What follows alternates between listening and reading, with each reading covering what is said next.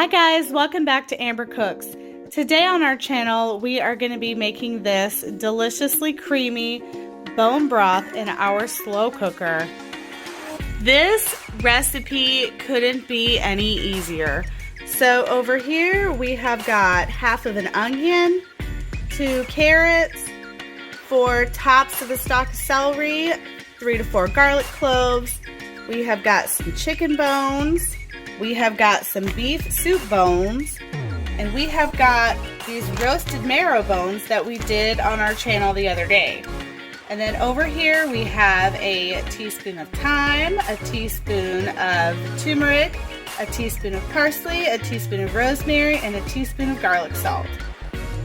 So what we are going to do, we are just going to put our veggies into the crock pot. Just like that. And if they're a little tall, you can spread them out. We are going to put in our marrow bones. We're going to put in these beef soup bones. So we can get them out. These beef soup bones, these are kind of bigger. I don't like to roast these in the oven, but if you like to roast your bones in the oven, you definitely can. There we go. Just kind of get them situated in there. As this gets warm, everything will cook down a little bit, so it won't be so full. There we go. Yep, and then lastly, we are going to add these chicken bones. Alright, now we are going to add this seasoning blend here. You can get it all around there. Yep, I added the turmeric because it just gives that nice golden color to the finished broth. And now we are just going to fill it with some purified water. Ideally, you want distilled water. And it's gonna depend on how much you put in here. There we go. You want enough to kind of cover. I actually might take that top bone out. So we are going to put the lid on, and then set it to low. We are gonna let this cook for 24 to 48 hours. So quite a long time. I went ahead and took that other bone out of there. It was just too big. So we are just gonna add our 1/8 to 1/4 cup of apple cider vinegar right here on the top. That is gonna help leach out some of that collagen, all of those vitamins and minerals out of the bones.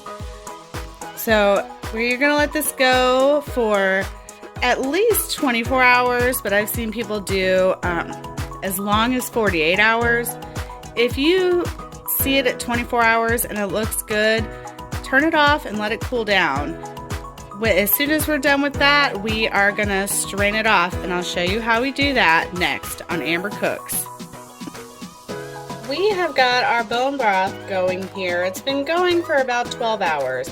If you notice, it's got that bubbly foam on top. You want to skim that off. It's not dangerous to you if you don't. It's just gonna make your broth cloudy if you don't get it out of there. So we are gonna do that now and let this go for another 12 hours. Alright guys, bone broth, moment of truth. It has finally been 24 hours in our slow cooker. So first, let me walk you through what we have here. We have got this pot holder because it is going to be hot. It's been cooling off for a couple hours already, but it is still hot. We have got our tongs for getting those bones out, and then we have a bowl for the bones and the onions and the celery and the carrots that were in there. We also have got this strainer. We are going to strain it off into this bowl. If you are doing this by yourself, you're going to want something that sits in here that can hold itself, because this is going to be, it's going to take all your hands. So just be careful. So let's go get our broth. So here is our broth. First things first, we are going to get these bones out of here. Remember, these were these big soup bones. Just drain that off a little bit. As you can see, they have totally changed in color. They're a lot softer than they were before. That's all of that collagen and that chondroitin and all of that glucosamine seeping out of the bones into our beautiful, beautiful broth. So we're gonna let that one drain out a little bit. Let's see what else we have in here. Got these littler bones. All these marrow bones, I forgot about those.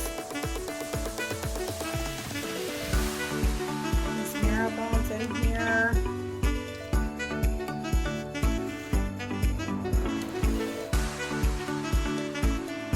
And if you wanted to, a lot of people use these again.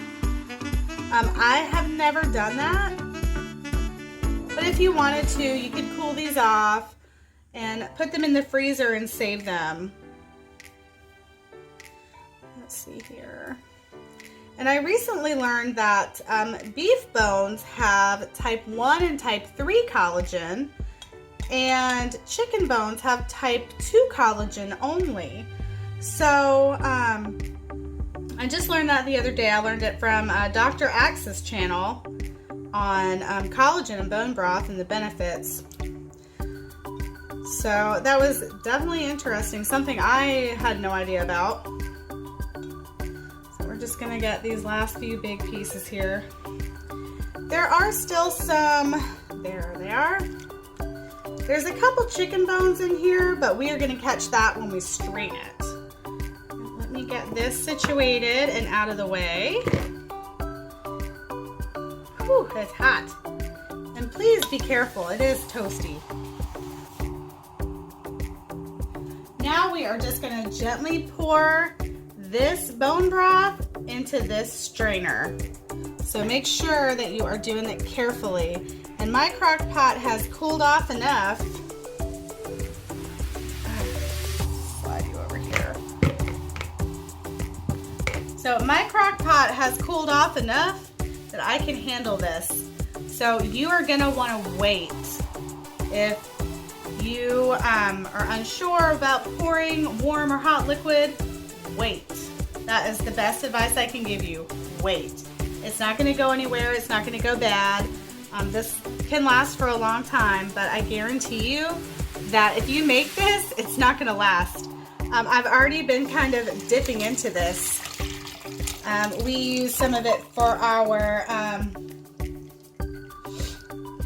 we go. There it is. We used some of this for our beef and broccoli recipe that we made for dinner. And then last night, I actually had a cup before I went to bed. So this stuff is so good. And inside here, there's the rest of the chicken bones and everything else. So we are just gonna get this strained out a little bit.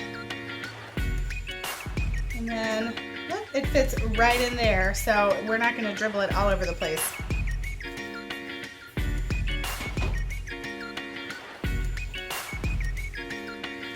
So this is our homemade bone broth. If you have never done it before, go ahead and try it. When this cools, there's going to be a layer of fat on top of here. Don't take that off, it protects it. I know a lot of people get rid of that, but we're doing keto. We need good quality animal fats. So we did beef and chicken. If you were doing exclusively beef, there would probably be more fat. I mean, it's going to separate out as it cools. If you're doing chicken, there might not be as much fat, but you can just blend this up, blend your fat in there, emulsify it in there, and then warm it up gently and drink it.